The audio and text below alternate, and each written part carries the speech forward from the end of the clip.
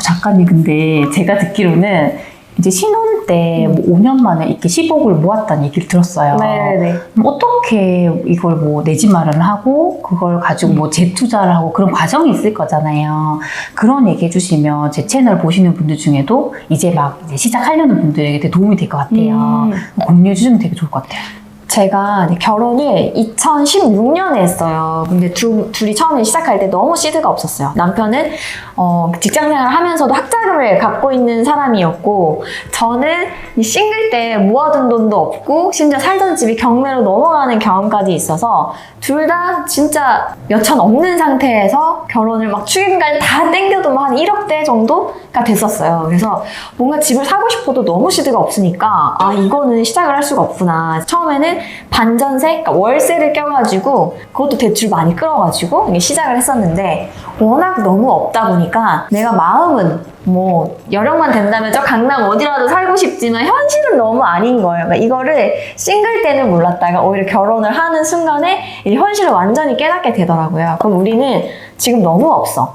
일단은 그럼 우리가 뭔가 대출을 받는다 하더라도 가장 처음 필요한 게 시드를 모으는 거겠구나. 그러니까 처음에는 그럼 시드를 어떻게 모을래? 그럼 현재 우리 자산이 얼마인지부터 해서 좀 분석을 해나가기 시작했던 것 같아요. 그때는 합심이 잘 됐어. 둘 다 너무 없고 절박하니까. 왜냐면 각각 결혼을 하는데 친구들과 비교하면 우리보다 더 못 간 사람이 없었어요. 그래도 다행히 우리가 아직은 30대 초반으로 젊으니까 한번 모을 수 있는 데까지 모아보자. 당시에 저희가 월급이 한 600만 원대였거든요. 합해서. 그러니까 평균보다 높은데 솔직히 막 서울에서 아무 걱정 없이 살 정도의 월급은 또 아니었어요. 그래서 그 중에서 우리가 할 수 있는 건 아직 아이가 없으니까 월급의 최소 60% 이상은 다 저축을 하자 라고 해서 600만 원대로 받으면 당시에 월급에 한 400만 원 넘게 제가 저축을 했었어요. 그리고 막 식비도 줄일 수 있는 것부터 막 줄이고, 막 한 달에 한 30만 원 안 넘고, 많이 나와도 40만 원 이내로 아낄 수 있는 건 다 아끼고. 사실 평생 이렇게 절약을 해야 돼 라고 생각하면 조금 답이 없기는 한데, 내가 아이 낳기 전에 한 2, 3년 정도 부부가 젊을 때 빡세게 빠르게 시드를 모으는 과정에서는 전 절약도 어느 정도 필요하다고 보거든요. 그렇게 한 1년 넘게 이렇게 모으다 보니까 어느 정도 시드가 또 모이더라고요. 수천만 원 정도 모이잖아요. 그러니까 이제 나중에 이 보증금을 뺐을 때 여기 대출을 조금 더하면 집을 살 수도 있는 거 아니야? 이러다가 이 생각을 한 거예요. 근데 막 저희가 돈이 없었지만, 내가 돈이 없지 발이 없는 건 아니잖아요. 그래서 임장을 다녔어요. 특히 그때 만났던 친한 이제 언니 중에, 지인 중에서 되게 서울 외곽에 있는 엄청 오래된 30년도 더 된 복도식 아파트를 1억대 후반에 샀는데 1년 만인가 지났을까? 얘기를 하다 그게 3억이 넘어갔다는 거예요. 그래서 제가 약간 충격을 받은 거예요. 저는 열심히 시드를 모으고 있는 과정이었는데, 아니 왜 사람들이 저기를 저 가격에 사지? 그러니까 뭔가 그 의문에서 끝나지 않고 제가 막 찾아본 거예요. 궁금하니까. 가지고 진짜 실거래가가 3억이 넘게 찍혔네? 뭐지? 내가 사는 이 반전세 집이 입지는 더 좋은 것 같은데 여기가 더 훨씬 가격이 비싸고, 뭔가 그러면서 호기심을 갖게 되고 공부를 하게 되고 책을 한번 찾아보게 되고, 그때야 뭐 신혼 때니까 시간도 많잖아요. 그러면서 남편한테 집을 사고 싶다. 우리 이제 임장을 다니자. 그래서 결혼한 지 운 좋게 한 7개월 만에 임장을 다니기 시작했어요. 산 건 아니고. 그러면서 집을 막 처음에는 관심 지역을 몇 군데를 추렸어요. 근데 우리가 공부를 하시면 알겠지만 딱 그 세계에 빠지면 진짜 막 투자를 하고 싶어. 근데 내가 당장은 시드가 안 되잖아요. 그러니까 더 열심히 일도 하게 되고 더 모으게 되더라고요. 그러면서 주말마다 거의 한 달이면 주말이면 한 4번 정도 있잖아요. 2, 3번은 항상 임장을 다녔고, 당시에 목동도 관심 지역이었고 공덕, 당산 이쪽을 좀 봤었거든요. 그래서 막 돌아다니다 보니까 뭔가 기록하잖아요. 여기는 이렇고 주차가 어떻고. 그러니까 초보라서 아무것도 모를 때인데도 일단은 제가 손품 팔 수 있는 거는 팔아서 갔어요. 그러니까 글로 보는 거랑 가서 이 단지를 보고 막 드라이브를 하면서 보고 직접 안에 들어가고 수리가 됐냐 안 됐냐 여부에 따라서도 너무 다른 거를 이제 처음 느껴본 거예요. 그러면서 그러니까 자기만의 그 기준이 생기더라고요. 아무리 여기가 투자 가치가 높아도, 예를 들어 목동 같은 경우에는 그 정말 낡은 아파트에 저희가 사는 게 이거는 조금 힘들 것 같다라는 게 생기더라고요. 그러니까 몸테크도 남들이 한다고 할 수 있는 게 아니라 어떤 사람은 되고, 그러니까 그 본인이 주는 가치가 다 다른 거예요. 그래서 임장을 하면서 어떤 시세도 파악하고 부동산 보는 법도 키웠지만 우리 부부가 절대 포기할 수 없는 것, 반면에 이거는 조금 포기하고 내가 감내할 수 있겠다라는 것도 같이 배워가는 거였어요, 저희는. 그래서 한 5개월 정도, 5, 6개월 정도, 여름부터 임장을 다녔는데 그해 12월, 2017년이었거든요. 12월에 그 가계약을 이제 했으니까 거의 여름부터 가을, 겨울까지 계속 다녔던 거죠. 돈이 없었는데도 뭔가 다니면서 꿈을 꾸니까 자꾸 방법을 찾게 되더라고요. 우리가 원래는 만약에 시드가 처음에 없잖아요. 그럼 대출 알아볼 생각도 안 해요. 맞아. 이 돈으로 무슨 집을 구해? 근데 만약에 너무 사고 싶어. 방법 없을까? 그럼 뭐라도 막 샀잖아요. 그럼 계속 그런 게 보여요. 기회도 생기고. 그래서 그때 남편이 이제 회사에서 공무원이었었는데 회사에서 나올 수 있는 뭐 대출 같은 거, 그리고 우리가 만약에 봐둔 집들이 마지노선이 한 5억 정도였어요. 워낙 없었으니까 대출을 한 절반 끌어낸다고 하고 이렇게 했을 때도, 그래서 그 5억 정도로 봤는데 그럼 이게 대출이 한 예를 들어 한 40% 정도도 나오고 그랬으니까 2억 초반까지는 뭐 이게 나오겠구나, 그럼 계산이 되잖아요. 그럼 지금 우리가 이 보증금을 빼고 또 그 사이에 1년 정도 모은 돈이 또 몇천 있고, 약간 이런 걸 감안했더니 그럼 우리는 이 정도 지역에서 이 정도 수준의 아파트까지는 볼 수 있겠다 해서 계속 다녔고, 보다 보니까 정말 마지막에 이거는 괜찮겠다 라는 이제 아파트가 생기더라고요. 이게 그냥 그 한 지역만 보면은 이게 좋은 가격인지 나쁜 가격인지 알 수가 없어요. 특히 초보자분들은 그냥 인테리어가 잘 됐으면 잘 돼 있네? 여기랑 가까워요? 그러면 뭐 이게 7억, 8억? 괜찮은 건가 보다 이러는데, 그게 아니라 저는 제가 사는 그 지인이 있었어요. 그러니까 그 지역이랑도 비교를 할 수 있게 되고, 계속 수시로 물어보면서 언니 집도 놀러 가고 하니까, 그리고 제가 지역을, 있는 지역을 같이 보다 보니까 아무리 생각해도 여기가 더 교통이 가깝고 여기가 더 컨디션도 좋고 한데 왜 이게 지금 더 싸지? 왜 더 안 올랐지? 이러면서 그때는 몰랐는데 이게 나름의 그 비교, 그쵸, 평가를 하면서 제가 샀던 거예요. 그래서 뭐 A 아파트는 예를 들어 지금 뭐 최고가가 어느 정도 찍혔다거나, 왜냐면 보통 비슷한 패턴으로 가잖아요. 예를 들어 여기가 4억이면 여기는 5억이야, 1억 갭 차이면 계속 비슷한 갭을 유지하면서 올라가잖아요. 근데 올라가는 게 동시에 안 올라가고 얘가 먼저 올라갔다가 얘가 가기도 하고 뭐 그러더라고요. 제가 그때는 막 수리로 다 썼어요. 2년 전에 가격부터 해가지고 막. 근데 얘네는 좀 비슷하게 원래 올라가는 가격인데 얘가 왜 안 올라갔지?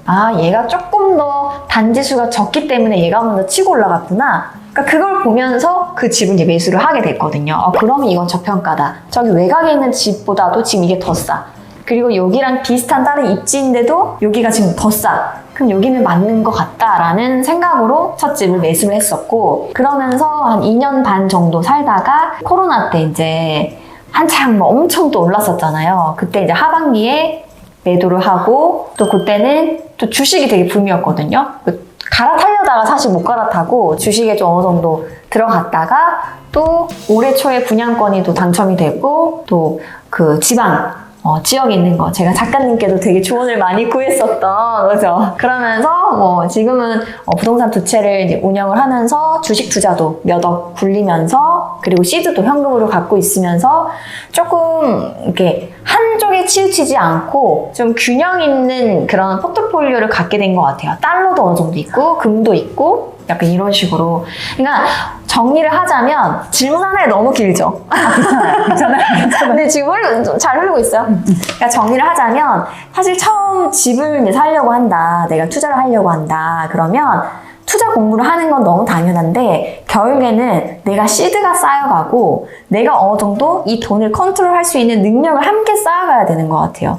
사실 돈 있고 뭐 좋은 물건이 있으면 누구나 살 수는 있지만 이게 좋은 가격에 사야 되고, 그쵸? 또 좋은 가격에 팔아야 되고 또 잘 갈아타야 되고를 하려면 결국에 저는 재테크의 기본적인 내공이 또 필요하다고 생각하거든요. 그게 처음에는 월급 관리에서 시작하고 절약 해보는 거에서 시작하고, 그렇게 계속 잉여 자금을 쌓아서, 그리고 이 잉여 자금을 쌓는 동시에 내가 돈이 없어도 공부를 하는 것, 직접 나가보는 것, 소액이라도 뭐 투자를 해보는 건 너무 중요하다고 생각해요. 그걸 병행하면서 기회가 올 때 좀 잡을 수 있는 것 같아요. 그래서 저는 이제 운 좋게 그래도 지금 돌아서 보니 무릎에 사서 한 어깨 정도에는 털고 나왔더라고요. 그래서 그런 식으로 좀 자산을 어떻게 한 5년 정도 하다 보니까 이 순자산이 한 10억 넘게 가더라고요. 그래서 운이 좋았던 것 같아요.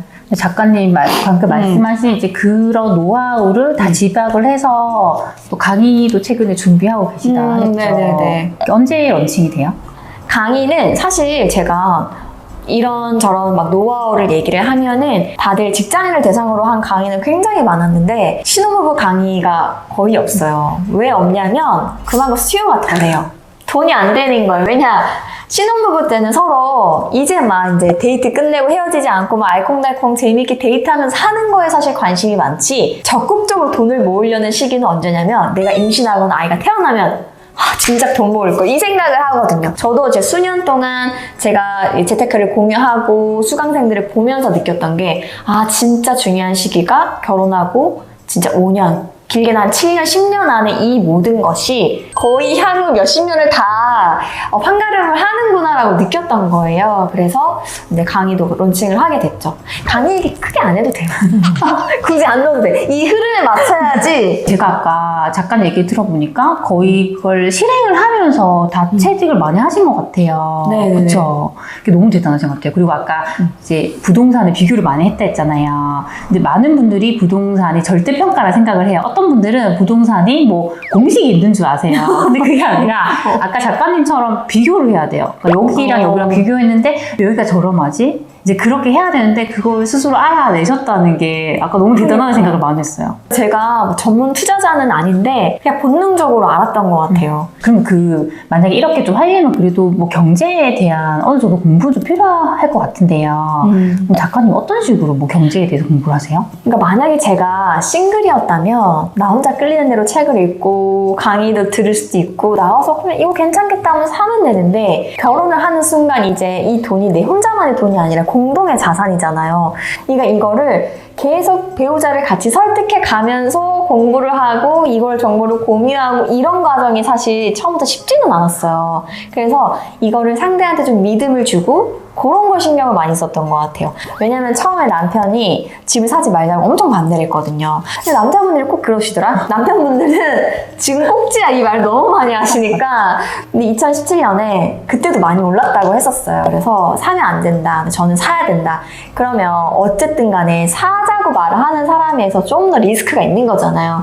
근데 저도 약간 내심 불안한 거죠. 내가 이렇게 우겨서 사자고 했는데 안 되면 첫 투자인데 그러면 또 이게 애로사항이 있으니까 그때부터는 되게 공부를 하려는 모습을 굉장히 많이 보여줬었고 실제로 이 사람도 이 내용을 모르는 상태에서 그냥 불안하니까 사지 말자라고 한 거지 이래서 앞으로 뭐 집값이 향후 뭐 얼마 정도까지는 뭐 공급량이 없고 이렇기 때문에 우리는 이 정도 CD에서 이 정도에 있는 것을 사면 되고 뭐 이런 식으로 설득을 많이 했고 저는 이제 강의를 보든 책을 보든 중요한 게 결국에는 보기만 하고 끝나면 의미가 없더라고요. 그래서 뭐든 기록을 해놔야 돼요. 근데 저는 제가 이제 채널을 운영을 하니까 그것들을 정리해서 이렇게 말로 내뱉든지 블로그에 기록을 하든지 뭐 인스타그램에 올리든지 이런 과정으로 한 번 더 내 것으로 만드는 걸 한 것 같아요. 그렇지 않으면 금방 휘발되고 부동산 공부하다 보면은 세금 문제도 그렇고 숫자 많이 나오니까 되게 복잡하거든요. 이걸 다 외우려고 하면 안 되고 처음에는 내가 진짜 사고 싶은 지역 가보고 싶은 지역 아이가 있다면 여기 학군지 여기는 꼭 해보고 싶어 이런 관심사 지역부터 시작을 해가지고 아니면 내 지금 돈으로 접근 가능한 내가 조금만 노력하면 여기까지는 할 수 있을 것 같아 하면 되게 희망을 가지고 공부를 하게 되거든요. 그래서 그런 지역 위주로 공부하고 무조건 정리하는 거. 그리고 정리해서 끝나면 안 되고 만약에 신혼부부 분들은 반드시 어떤 두 사람이 공유할 수 있는 그게 있어야 돼요. 그러니까 요즘은 어플 같은 것도 많이 나오는데 어플이 아니라도 뭐 그 블로그에 비공개 링크를 올려가지고 남편이랑 수시로 공유를 한다든지 저는 그 남편이 아무래도 저보다는 조금 덜 적극적이었기 때문에 남편을 좀 더 끌어내기 위해서 임장을 간다? 그럼 남편한테 작은 역할들을 한두 가지씩 주는 거예요. 자기가 지도를 좀 잘 보잖아. 남편이 건축 쪽을 전공했거든요. 심지어. 그러면 막 물어보는 거예요. 막 알면서 용적률 이 정도면 200%면 뭐 어떤 거야? 막 물어보면 또 막 뽐내고 싶어가지고 그래서 막 알죠. 막 얘기도 해주고 여기는 뭐 이래서 그렇고 저래서 그렇고 막 하거든요. 그러니까 본인이 잘하는 거를 그러니까 본인이 알잖아요. 상대가 어떤 면이 재테크에서 강점이겠다라는 면들이 있어요. 뭐 꼼꼼하면 뭐 자산 정리를 하거나 가계부를 잘 쓸 수도 있고 뭐 지도나 손품 파는 게 더 잘할 수도 있고 그러니까 저희 남편은 지도나 이런 교통 이런 걸 굉장히 좀 빠삭했던 사람이었기 때문에 그 부분은 되게 남편한테 조금 전적으로 의지를 하면서 책임감을 느끼도록 그렇게 많이 해서 나중에는 임장 갈 때 엄마가 볼 수 있는 부분, 아내가 볼 수 있는 부분 이런 거는 이제 제가 위주로 많이 보고 남편이 교통 분석이라든지 여기 어떤 그런 이슈 같은 거 있잖아요. 뭐가 이렇게 뭐 생긴다거나 호재 같은 거 이런 것들은 남편도 체크를 해주고 이런 식으로 나중에는 합이 많이 맞아갔던 것 같고 공부를 할 때 부부가 처음에는 솔직히 둘 다 불안하거든요. 근데 이런 식으로 하다가 정말 사소한 어떤 성과라도 하나가 나면 그때부터는 굉장히 탄력이 붙고 이제 해봤잖아요. 그러니까 프로세스가 나왔잖아요. 이렇게 했는데 빵! 좋은 결과가 한번 나왔어. 그러면 그 뒤부터는 되게 좀 스무스하게 가는 것 같아요. 그래서 혼자만 해서도 안 되고 상대를 설득하면서 내가 열심히 하는 모습 보여주고 수시로 공유하고 그리고 상대한테도 좀 여기에 참여할 수 있는 작은 역할들을 부여하고 이렇게 됐던 것 같아요. 사실 제 주변에도 보면 배우자와 이 의견이 안 맞아가지고 맞아. 뭐 부동산 공부를 하려고 했는데도 못하고 뭐 그런 분 되게 많아요. 맞아. 근데 작가님이 아까 말씀하신 내용처럼 좀 역할을 주는 것도 너무 좋을 것 같아요. 이건 자기를 전적으로 믿어 약간 그런 느낌으로 하고 싶은데 남편이 너무 반대해요. 와이프가 뭐 예를 들어 주식한다 그러면 막 학을 떼요 이러는데 먼저 생각해 봐야 돼요. 이 사람이 왜 나한테 이거를 안 맡기려고 하는지. 나는 열심히 하는데 이 사람이 안 맡기려고 하는 건지. 그냥 저 성향이 그래서인지 가슴에 손을 얹고 우리가 생각해 봐야 돼. 나라도 나한테 맡길까? 한번 보세요. 작가님도 한 5년 넘게 새벽 기장 하셨잖아요. 남편이 다 매일 보잖아요. 누가 봐요? 내 남편이 보고 가족이 보고 아이들이 보거든요. 근데 시키지 않아도 엄마가 맨날 일어나서 혹은 아내가 되게 열심히 해요. 하루 이틀 하다가 끝날 줄 알았는데 뭐야? 내가 갑자기 열심히 가계를 계속 쓰지? 나한테 뭔가 브리핑을 해주지? 오늘 데이트 말고 저기랑 한번 임장 겸 데이트를 가보자 그러고 왜 그러지? 근데 이게 꾸준하게 가면 믿기 시작해요. 내가 하는 것보다는 이 사람이 낫겠구나. 이 정도면 믿을만 하겠다라는 게 생기거든요. 만약에 상대가 좀 거부한다. 돈 합치는 것도 마찬가지예요. 투자 합의하는 것도 마찬가지고 못 믿겠다면 이 사람을 탓하지 마세요. 그냥 내가 먼저 보여주는 거예요. 보여주고 신뢰를 쌓는 거지. 우리가 친구한테 저게 되게 좋은데 얘를 막 종교인이요. 막 전도를 하려고 그래. 예를 들면 막 억지로 가자고 그래. 생각 없는데 싫잖아요. 근데 이 친구가 너무 막 인성도 좋고 성실하고 되게 막 뭔가 닮고 싶은 부분이 너무 많아. 그러면 이 친구가 말하지 않아도 이 친구의 관심사가 뭔지 종교가 뭔지 이런 게 궁금해진다니까요. 그러니까 내가 먼저 보여주고 이 사람이 믿고 좀 따라올 수 있게 해보는 것도 좋을 것 같아요. 혹은 나는 열심히 하는데 이 사람이 안 따라와. 그럼 이 사람이 어떤 갖고 있는 사고방식이라던가 가치관이 나랑 약간 다를 수도 있어요. 나는 인생에서 경제적인 능력이 그래도 한 70% 중요해. 근데 이 사람은 난 20, 30%인데 난 가족과 함께하는 시간이 제일 중요해. 이럴 수도 있거든요. 그러면 맞춰야죠. 내 70%로 50% 줄이고 이 사람 거를 한 50% 올릴 수 있게끔 하는 게 부부의 역할이라고 저는 봐요. 그러면 내가 70%니까 따라와. 이거는 폭력이죠. 그럼 이 사람이 왜 불안해하지? 가족과 함께하는 시간. 그럼 그거를 내가 캐치한 이상은 뭔가 부동산 공부를 하더라도 가족과 함께하는 시간은 항상 내가 어느 정도 지켜주려고 하는 모습을 보여줘야 그 다음에 공감을 얻고 따라오게 할 수 있어요. 이거는 대화를 통해서 충분히 할 수 있는 일이라고 생각해요. 작가님께서는 어떻게 내가 자산이 불리는지부터 시작을 해서 정말 어떻게 하면 내가 배우자와 더 원활하게 관계를 개선할 수 있는지 그 부분까지 다 얘기를 해주셔서 너무너무 이제 영상 보시는 분들 도움 많이 됐을 것 같아요. 너무 감사드립니다. 네.